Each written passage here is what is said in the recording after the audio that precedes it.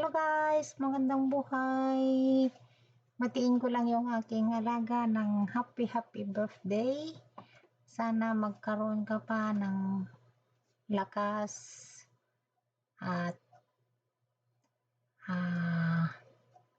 magpakabait ka. Kahit hindi ka makapagsalita, pero at least nakakaintindi ka. Hindi man totally na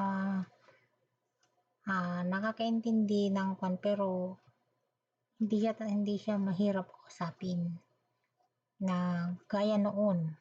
So nag-improve na siya, kaya thank God dahil sa tagal ng aking pag-aalaga sa kanya, nakakaintindi na rin siya.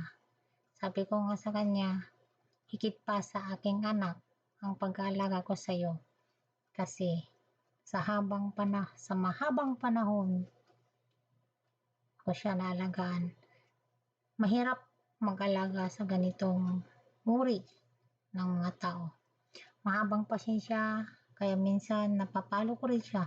Sinasabi ko rin sa kanyang mama, okay lang daw basta sa niya, kasi nakakagawa din siya ng hindi maganda, mali. So siyempre pinapalo ko, nasisigawan ko. Siyempre yung iba kasi yung boses ko talagang malakas, yung alam mo galit. Ganon talaga ang mga Ilocano kasi. Alam mo galit, hindi malambing magsalita ang mga Ilocano. Lalo na yung mga Bakara. Nakagaya ko. Bakara kasi yung lahi namin. So, malakas. Ang alam mo galit, hindi.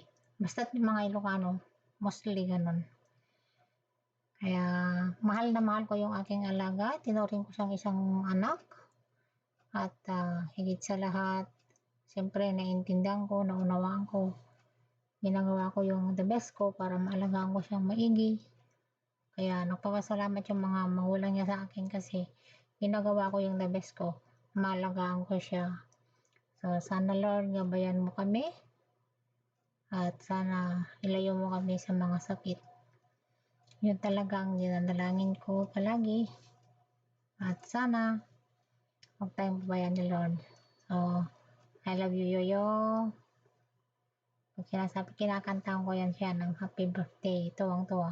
Pero tulong na siya. Talagang sinadya kong tulong na siya.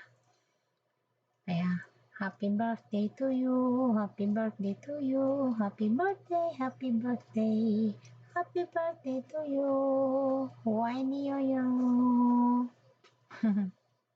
Hanggang dito lamang guys. Bye-bye.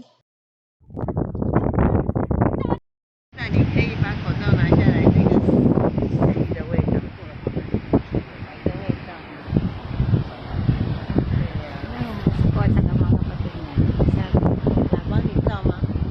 Video. Oh. Say hello, Mom. Hi. Yoyo, hello. Hello. My family, they are happy if they see this. Yay! My boss, her sister.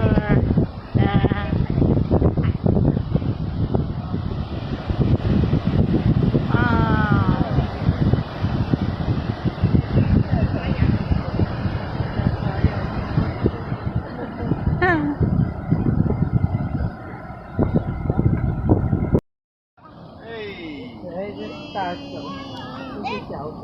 你看台湾就是这样，这个都应该要带走，为什么不带走？你家？哎，等一下，怎么变成？